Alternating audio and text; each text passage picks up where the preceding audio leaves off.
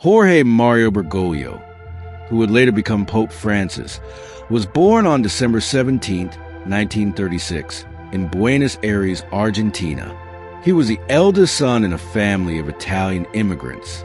His father, Mario Jose Bergoglio, was a railway worker, while his mother, Regina Maria Savori, was a dedicated homemaker. Though not wealthy, the Bergoglio family was rich in love and faith. It was in this family setting that young Jorge developed strong values of compassion, hard work, and trust in God. During his childhood, Jorge lived in a modest neighborhood where strong community bonds shaped his upbringing. Every evening, the family gathered to pray and share stories. His grandmother played a pivotal role in nurturing his faith.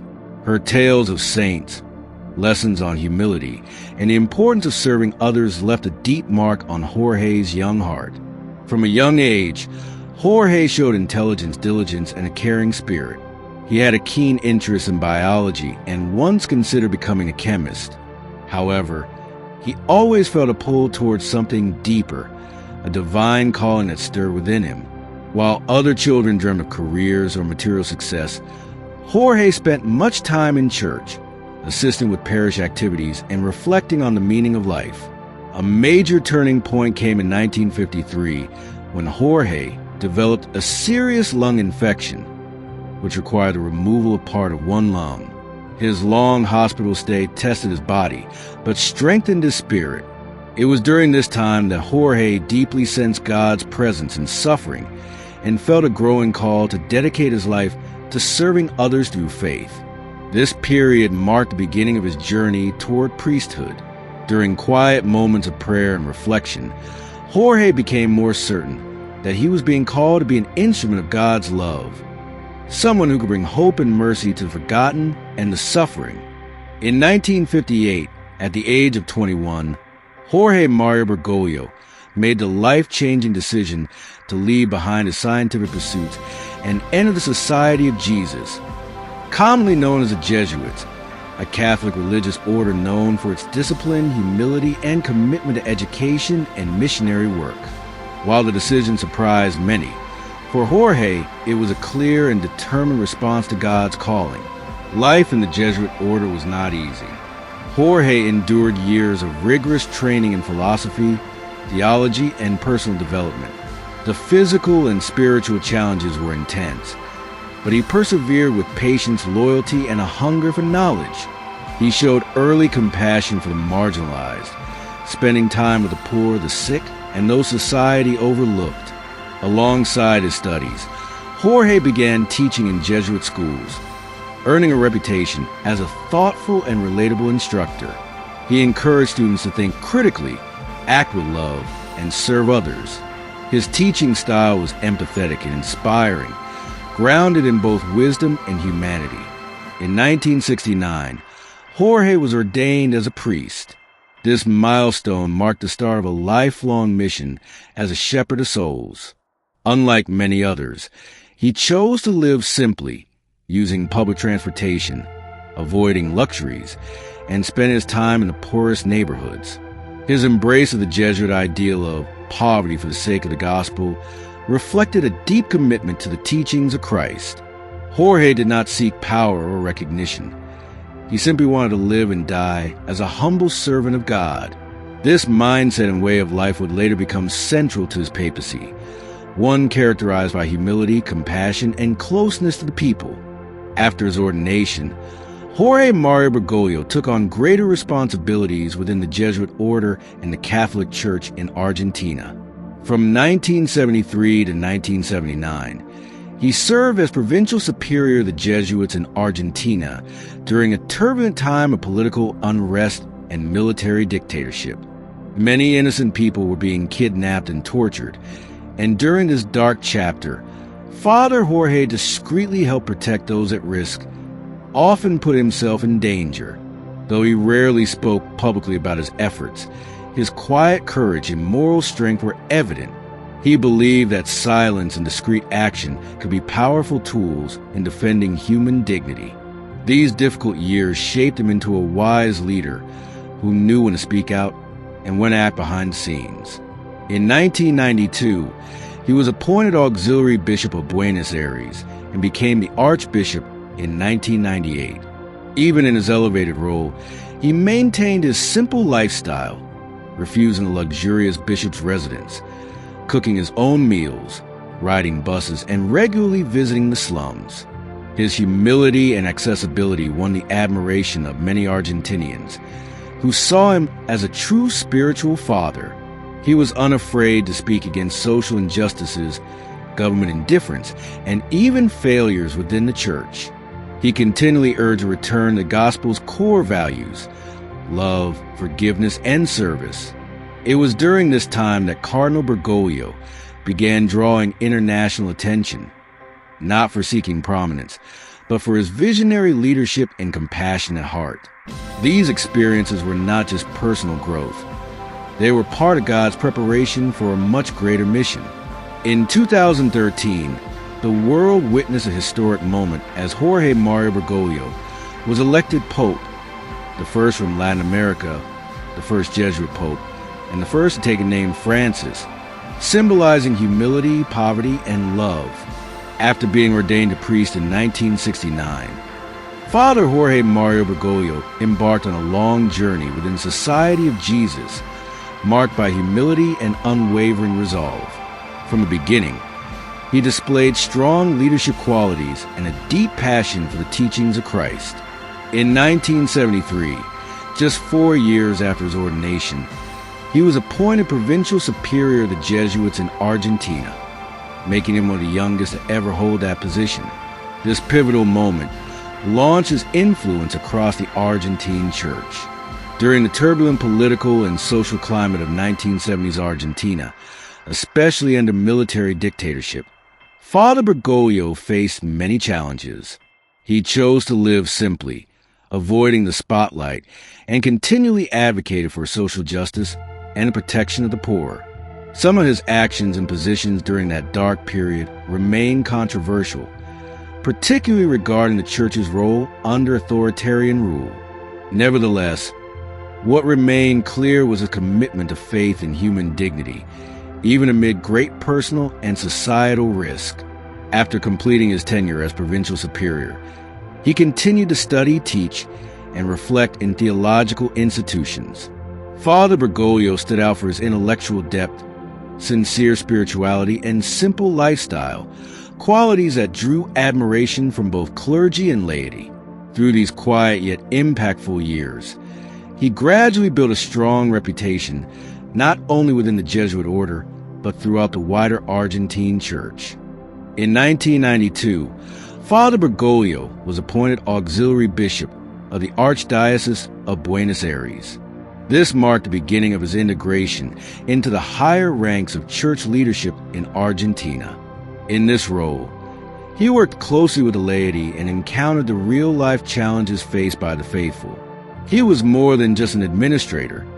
He was a spiritual companion to the people, especially those living in poverty, abandonment, and marginalization. In 1998, following the unexpected death of Cardinal Antonio Corachino, Bergoglio was appointed Archbishop of Buenos Aires, one of the highest-ranking positions in the Argentine Catholic Church. Upon assuming the role, he declined the luxurious archbishop's residence and instead chose a modest apartment, where he cooked his own meals and took public transportation. This lifestyle reflected his deep conviction in a poor church for the poor. As Archbishop, he was known for walking the streets, visiting slums, talking to everyday people, and listening to their pain. He placed special focus on youth, education, healthcare, and human rights.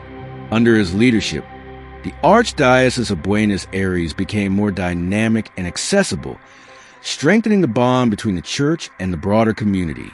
His compassion and humble presence increased his reputation both nationally and globally.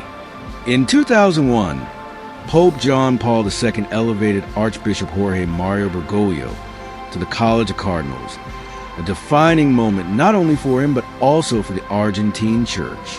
His appointment gave him the right to participate in important Vatican decisions, including the election of future popes. Despite his new status and responsibilities, Cardinal Bergoglio remained humble. He continued to live modestly, maintain his pastoral outreach, and serve the people of Buenos Aires with simplicity and devotion. Internationally, he became increasingly active, attending global synods, engaging in interfaith dialogue, and representing the voice of the marginalized. He became known for his calm but firm tone, encouraging the church to be closer to the people rather than trapped in rituals or hierarchical structures. His persistent advocacy for justice, human dignity, and ecclesial humility made him a respected figure throughout the global church. Many began to see him as a potential future leader, not because of ambition, but because of his servant heart, intellectual clarity, and unwavering moral compass. From the very first days of his papacy, Pope Francis sent a powerful message of change and renewal within the Catholic Church. Unlike his predecessors, he chose the name Francis, a symbolic nod to St. Francis of Assisi, known for his humility, love for the poor, and dedication to peace. This wasn't merely a choice of name, but a bold declaration of a new papal approach: simplicity, closeness, and deep compassion. Immediately after being elected Pope in 2013, Francis declined to reside in the luxurious apostolic palace. Instead, he chose to live in the modest St. Martha house, signaling the kind of church he wished to lead: one that serves rather than rules, that listens rather than commands. He launched bold reforms within the Vatican's administrative structure. He established the Council of Cardinals, a group of advisors from various parts of the world, to assist him in governing the church. This move broke from the tradition of centralized power and brought a more global and inclusive perspective to church leadership. Pope Francis also addressed sensitive issues head-on, such as financial corruption within the Vatican, sexual abuse scandals, and the disconnect between church leadership and the real lives of lay people. He consistently emphasized transparency, accountability, and a return to core values, building a church that served humanity rather than functioning as a power structure. His reforms weren't merely administrative. They represented a deeper spiritual renewal, a call to return to the church's true identity, to love, to serve, and to stand alongside the most vulnerable. Throughout his papacy, Pope Francis placed mercy at the heart of his pastoral mission. He taught that the church is not a fortress of judgment, but rather a field hospital after battle, a place where the wounded and suffering can find healing and hope. In 2015, Francis declared the Jubilee Year of Mercy, calling on Catholics worldwide to focus on forgiveness, compassion, and unconditional love. For the first time, holy doors were opened not only in Rome, but in dioceses across the globe, bringing God's mercy closer to the faithful everywhere. Francis emphasized that the church must be a welcoming home for everyone, including those often marginalized or rejected by society and church itself. LGBTQ plus individuals, divorced and remarried people, the poor, the homeless, migrants. For him, the gospel is not reserved for few, but meant for all, especially forgotten and excluded. His communication style is deeply human and empathetic. He avoids heavy doctrinal language, choosing instead to speak simply and directly to people's hearts. Phrases like, "Who am I to judge?" or "The church must go out into the streets" have become iconic expressions of a pope who reaches out rather than closes in. Under Francis, the church has become softer, gentler, and more accessible. His compassion is not only in words, but in action, such as washing the feet of prisoners, Muslims, and refugees during Holy Thursday, or visiting war zones, refugee camps, and impoverished communities. Pope Francis's influence extends far beyond the internal structures of the Catholic Church. Through his compassionate, dialogical approach, he has become a moral voice in global issues like climate change, migration, social injustice, and war. In 2015, he released a landmark encyclical Laudato Si, Praise Be to You, urging humanity to care for our common home, Earth. He criticized consumerism, environmental neglect, and indifference toward the poor, who are the most affected by ecological crises. The document was praised by world leaders, NGOs, and scientists alike. Francis also prioritized interreligious dialogue, regularly meeting with leaders of Islam, Judaism, Buddhism, and other faiths. In 2019, he and the Grand Imam of Al-Azhar signed the document on human fraternity in Abu Dhabi, a historic milestone for religious cooperation and peace. However, not all his reforms were welcomed without resistance. Some conservative factions within the church saw him as too liberal, too open, and disruptive to tradition. But for Francis, reform isn't about trendiness or politics. It's about returning to the core of the gospel: love, service, humility.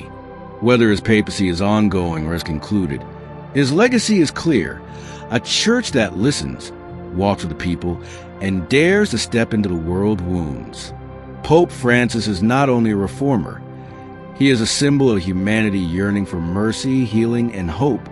The sudden passing of Pope Francis on a quiet day sent shockwaves, not only throughout the Catholic Church, but also across the globe.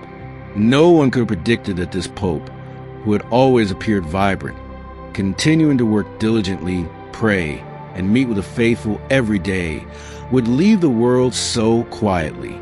The news of his passing quickly spread across global media outlets, from religious news sites to major news agencies, accompanied by deep sorrow and shock that took time to settle. After the official announcement from the Vatican, millions flocked to St. Peter's Square to light candles, pray, and remember him. In the hearts of all, regardless of religion or social standing, was a deep sense of loss. Pope Francis was not just a spiritual leader of the Catholic Church. He was a symbol of humility, charity, and the desire for reform. His unexpected departure left the Church without a leader, and the world without a voice for justice and compassion. Leaders from across the globe, from presidents and prime ministers to other religious figures, sent condolences and acknowledged his far-reaching influence. In his passing, he left behind a void that would be hard to fill. But it was at this moment that the values he instilled began to bear fruit more clearly than ever. Pope Francis' funeral was held with great solemnity at the Vatican, attended by hundreds of thousands of the faithful and hundreds of world leaders. However, more than the grand ceremonies, it was the personal stories about him that deeply moved people. From a layperson whom he quietly helped to a poor person who received a gentle smile and a warm embrace. These simple acts of kindness left an indelible mark on everyone who encountered him. The spiritual legacy of Pope Francis extends beyond his papal documents or sermons. It is found in his lifestyle, his kindness, and his spirit of dialogue that he inspired. He opened the door for interfaith dialogue, gradually breaking down the barriers of prejudice and placing a strong emphasis on the human person, regardless of their background, identity, or struggles. Pope Francis was often referred to as the Pope of the Poor, not only because of his close connection with society's underprivileged, but also because he constantly emphasized that the church should serve, not rule. His vision of a church that is poor and for the poor became a clarion call for all believers and clergy alike. The unexpected passing of Pope Francis left the world in deep shock and sorrow. Known for his vibrant spirit, unwavering dedication to the church, and passionate work for peace, justice, and compassion, his death took everyone by surprise. His health had seemed stable, and there had been no major signs indicating such an imminent departure. This sudden loss was felt across every corner of the world, leaving countless people mourning the Pope's departure. Pope Francis' influence extended far beyond the Catholic Church. He was a voice for the voiceless, a champion for the oppressed, and a guiding force for those who sought spiritual guidance. His absence was not just a loss of the church, but a blow to the global community that had come to admire his moral leadership. In every prayer offered for him, in every candle lit in his memory, people reflected on the values that he had instilled during his papacy and the great compassion he had shown throughout his life. His passing triggered a wave of global tributes. Religious leaders, political figures, and ordinary citizens alike expressed their grief and admiration for the Pope's profound impact. For many, Pope Francis represented hope. Hope for peace, for a fairer world, and for love that transcended borders. His departure, therefore, marked the end of an era and the beginning of a period of reflection on his extraordinary legacy. Although he has left this world, Pope Francis' influence continues to spread. The reforms he initiated throughout his papacy, from simplifying the Vatican structure and financial reforms to elevating the role of women in the Church, are slowly coming to fruition. Though often met with resistance, he remained steadfast and skillfully connected tradition with innovation. His legacy extends beyond the Catholic Church. His efforts to protect the environment through the Laudato Si encyclical, his advocacy for migrants, his commitment to peace, and his pursuit of social justice have inspired activists, NGOs, and young people worldwide. Therefore, he was not just a religious leader, but also a moral leader of his time. In the collective memory of humanity, Pope Francis will always be remembered as a loving father, a wise teacher, and a leader who tirelessly fought for love, justice, and compassion. His legacy is a testament to a life lived for others, a life that touched the hearts of millions and will continue to resonate with the world for generations to come. The global response to Pope Francis' death was overwhelming in its outpouring of love, grief, and respect. Religious leaders from various faiths joined Catholics in mourning the Pope, acknowledging the ways in which his teachings had affected not only Christianity, but the entire world.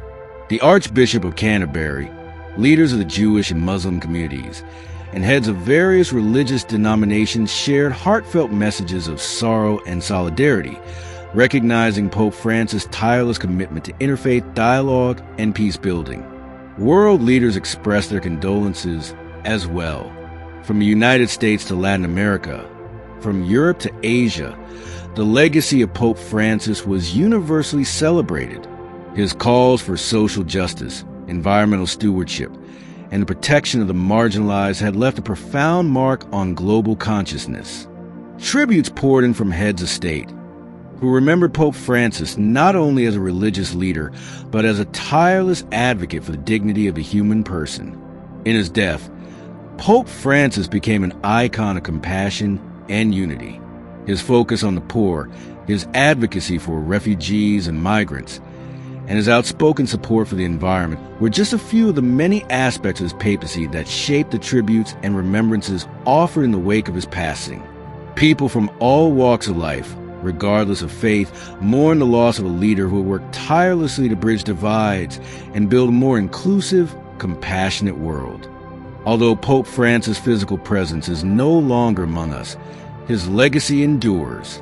His sudden passing provided an opportunity for the global community to reflect on the changes he instigated during his time as Pope and how these efforts would continue to shape the future. His advocacy for the environment, seen in his influential encyclical Laudato Si, and his leadership on issues like economic inequality and human rights, remains a vital part of the global discourse. The values Pope Francis championed during his papacy will continue to resonate, guiding both the Catholic Church and the broader world toward a future where compassion, justice, and peace are central. His legacy was one of inclusivity, always reminding the world that the poor, the sick, the marginalized, and the vulnerable are deserving of dignity, respect, and love. Moreover, Pope Francis' commitment to reforming the Church, from addressing its financial structure to increasing participation of women in ecclesiastical matters, set a precedent that future leaders of the Church will have to continue to build upon. His courage in challenging the status quo, and his insistence that the Church should not only speak to the rich and powerful, but also be a voice for the powerless, has forever transformed the Catholic Church. As the world mourns his passing, it also celebrates his enduring influence, which will continue to inspire generations of individuals, both within and outside the Church. Pope Francis was not only a spiritual leader, but a symbol of humanity's capacity for kindness, mercy, and the pursuit of a better world. His legacy, built on love, compassion, and a relentless drive for justice, remains a beacon for the future, a reminder that the work he began is far from over,